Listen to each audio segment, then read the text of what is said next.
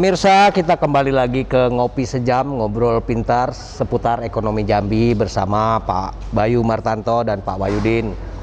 Tadi Pak Wahyudin tadi sudah menyampaikan beberapa hal tentang data-data pertumbuhan ekonomi dan pertumbuhan ekonomi ya Pak ya. Kemudian saya mohon izin Pak Bayu, mohon ditanggapi, mungkin ada ya sesuatu yang spesial yang mesti kita tanggapi dari yang disampaikan Pak Wahyudin tadi, dan apa yang bisa kita lakukan dengan data-data yang disampaikan tadi. Nah, tadi kan saya dengar-dengar katanya antara BI dan instansi vertikal sudah ada pembicaraan nih, bagaimana dan apa yang Bapak bisa sampaikan kepada kami untuk jadi masukan. Baik, terima kasih atas kesempatannya.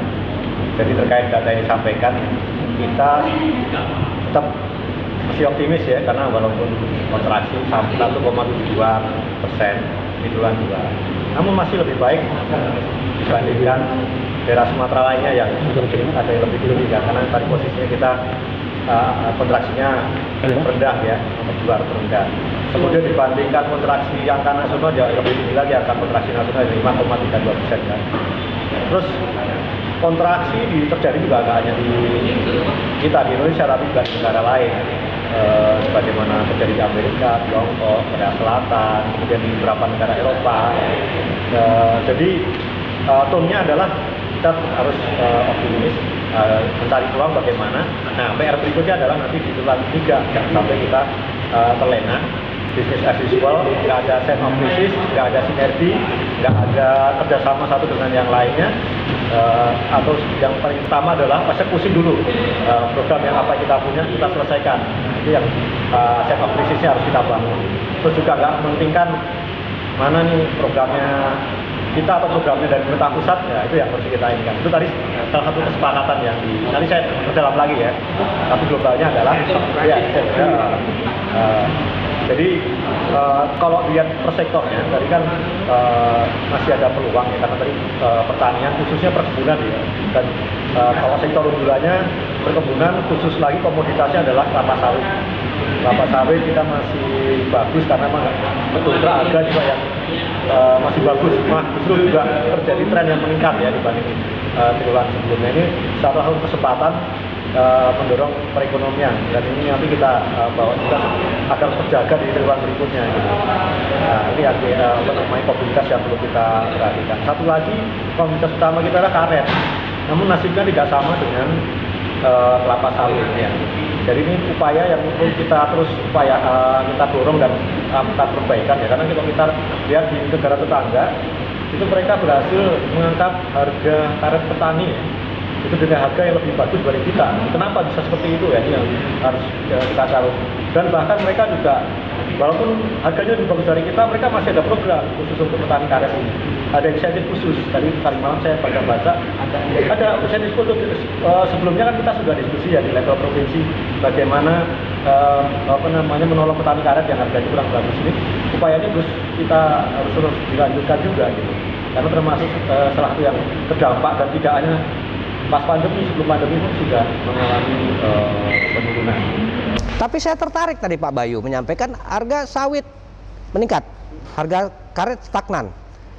Kalau kita mau dalamin sebenarnya, kenapa nih harga sawit bisa meningkat? Karena yang saya tahu sekarang kan konsumsinya kan tidak lokal itu. Karena kita juga tergantung daerah lain pasti kan. Nah, pertanyaan, daerah lain juga mengalami kontraksi ekonomi kan? Mungkin Pak Bayu ada jawabannya? Ya, mungkin kalau kita tahu bersama, turunan produk sawit itu banyak sekali ya. Ratusan, dan kegunaannya macam-macam. Tidak hanya untuk food, tapi juga untuk industri. Nah, mungkin kesimpulan sawit inilah yang mungkin yang mendrive, bahkan bisa melawan harga minyak yang sudah jatuh, batu bara yang jatuh. CPO atau kelapa sawit masih bisa bertahan, karena itu tadi daya gunanya luar biasa, bisa masuk ke semua aspek. Ya, mungkin karena itu harganya naik. Iya, stabil makanya. Tengah orang lagi butuh nih. Iya. Herbal dan obat-obatan lagi. Iya, karena turunannya banyak kan, bisa untuk ke makanan, kemudian makanan olahan, kemudian juga untuk kosmetik. Begitu banyak. Lebih menyentuh kepada kebutuhan primer, ya. Kebutuhan dasar lebih banyak ya, dibanding karet tadi. Mungkin itu salah satu jawaban kita ya. Ya. Tapi kalau gitu, kalau kita seandainya memberikan insentif kepada petani karet sekarang, insentif seperti apa tuh seperti dilakukan oleh Malaysia tuh? Nah, itu tadi kalau yang di Malaysia itu dia pertama istilahnya langsung ya, bantuan langsung ya. Karena mereka melihat bahwasanya petani karet ini yang terdampak. Padahal sebenarnya itu pun lebih bagus harganya dibanding kita dinilai tingkat petani, betapa pedulinya. Tapi sebenarnya kalau dari satu sisi sebenarnya dari sisi ASEAN sudah ada kesepakatan bersama ya untuk mengatur produksi, mengatur supply. Jadi agar harganya nggak terlalu jatuh. Ini yang poin yang bagus ya kalau sebenarnya kalau kita sudah sama-sama produsen karet di ASEAN bisa sepakat gitu. Nanti harapannya juga bisa mendongkrak. Nggak bisa sendiri kita juga. Indonesia nggak bisa sendiri. Ya, itu makanya saya tadi kan wanti-wantinya karena daerah lain juga terdampak, mereka juga terjadi penurunan kemampuan atau daya beli, gitu kan? Nah ini mungkin berdampak terhadap harga kita besok atau konsumsi dari produksi dari provinsi Jambi terutama gitu loh. Nah, yang upaya berikutnya tadi kita bagaimana kita mencari akar masalahnya harga di tingkat petani begitu rendah. Kalau kita ketahui bersama kan dengan kualitasnya ya ini yang kualitasnya harus kita jaga agar juga si industri ini bisa beli dengan harga yang bagus. Karena kalau kualitasnya kurang asalan ya campur pasir, campur kemudian juga prosesnya juga kurang bagus, akhirnya ya jatuh ke harganya lagi. Tapi saya pikir itu sebelum pandemi COVID pun masalah struktural, iya masalah strukturalnya harus kita benahin Pak. Iya betul. Nah ini mungkin kita diuntungkan ketika pandemi COVID orang juga nggak tahan lapar kan Pak. Ya. Tetap produksi kebutuhan dasar ini tetap harus dipenuhi kan. Terus selanjutnya adalah bagaimana di industrinya tumbuh pemerintahan Pak, dengan cara menggunakan karet ini agar berjalan. Misalnya pembangunan jalan tol Sumatera kenapa nggak menggunakan karet misalnya. Nah sebenarnya sudah ada dicoba dan sebagainya kan. Nah ini yang perlu kita dorong juga pemerintah pusat agar khusus ya kalau nggak nasional di Sumatera lah gitu ya untuk awal untuk menggunakan karet. Iya, dia ada permintaannya tumbuh sebagaimana CPO digunakan untuk bahan bakar nabati. Nah ini perlu kita dorong untuk Harus ada kebijakan yang sedikit ekstrim nih ya untuk mendorong diterimanya produk-produk lokal kita di sini yang paling penting itu Pak ya. Nah wabil khusus untuk pemerintah sendiri nih ada kira-kira masukan atau bahkan menurut saya kritik juga boleh. Nah, tadi Pak kami bertemu di instansi vertikal ya ada BPS, kemudian Kanwil CTP, BPKP, OJK, kemudian KPP Pratama, ada BPS Kesehatan. Kita bahas Pak, karena tadi kan kita lihat pertumbuhan ekonomi kontraksi. Kami khawatir terjadi juga di dua tiga. Apa yang kita lakukan? Nah, masalahnya apa? Tadi kita sudah sampaikan Kepala BPS. Nah ternyata begitu kita berdalam terjadi kontraksi pengeluaran pemerintah. Padahal kalau di pandemi kita tahu pengeluaran pemerintah juga mengalami kontraksi. Cukup tinggi Pak ya, 18% Pak ya Kepala BPS. Dan itu kan kalau kita lihat di masa pandemi tugasnya pemerintah adalah melawan dari siklus ini, jangan sampai ke dalam lagi kan.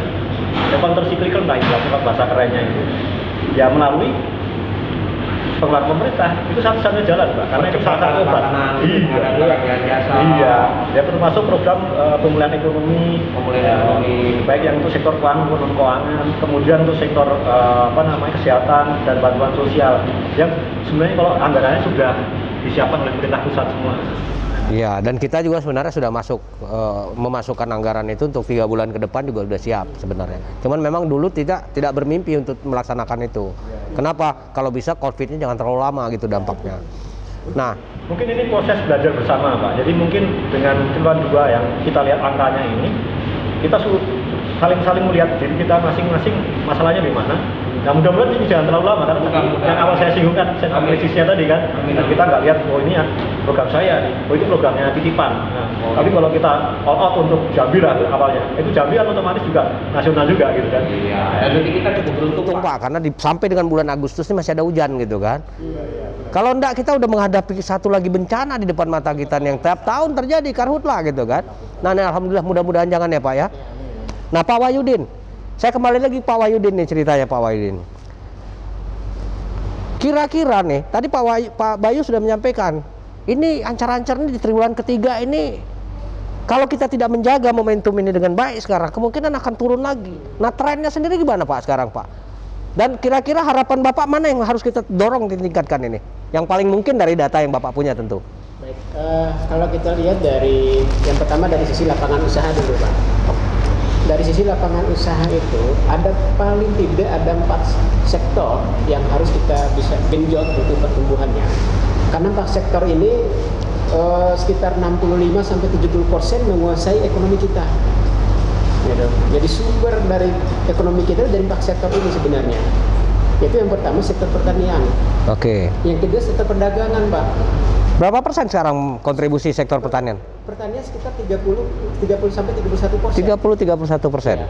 Perdagangan 16%. Kemudian yang ketiga adalah dari sektor industri. Industri kita sekitar 11%. Yang keempat adalah pertambangan sekitar 10% lebih.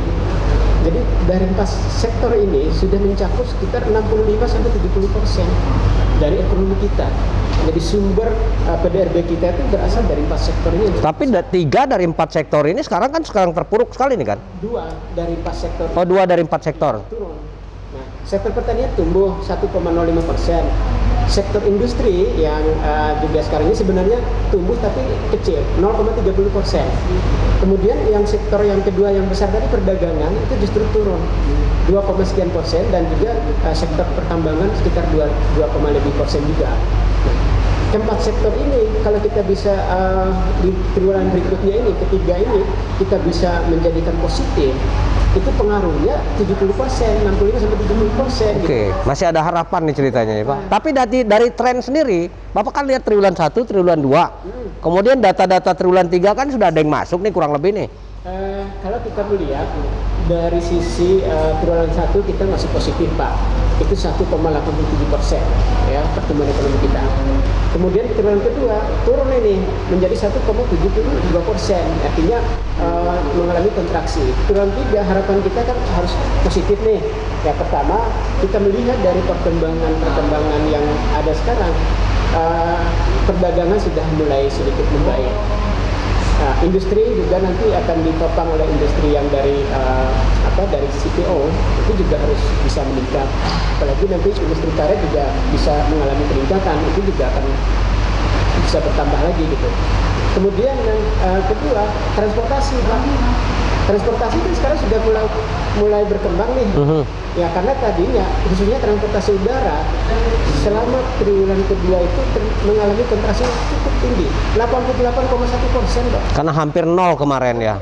Ya. Hanya 12% lebih kurang penerbangan yang ada. Jadi 88,1% itu terjun namanya. Oh, terjun bebas nih sekarang. Ini kan sudah mulai nih. Nah, mulai triwulan 3 ini bulan Juli kita sudah mulai bisa pulang kan, Pak ya. Baik. Jadi bisa mengalami peningkatan. Iya. Harapan kita. Kemudian angkutan darat ya juga sudah memang dari triwulan kedua juga sudah mulai meningkat ya. Tetapi ke depan harus terus juga mengalami peningkatan, terutama yang mengalami peningkatan itu adalah angkutan barang tua. Itu juga baik. Jadi ada 2 nih saya tangkap nih, satu industri, yang kedua tadi transportasi, paling tidak masih ada peluang gitu ya. Baik, coba kita bahas nanti antara 2 ini, antara Pak Wahyudin dan Pak Bayu, akan saya tanyakan lebih dalam lagi kedua sektor tersebut. Tapi pemirsa jangan kemana-mana dulu, kita akan rehat sejenak.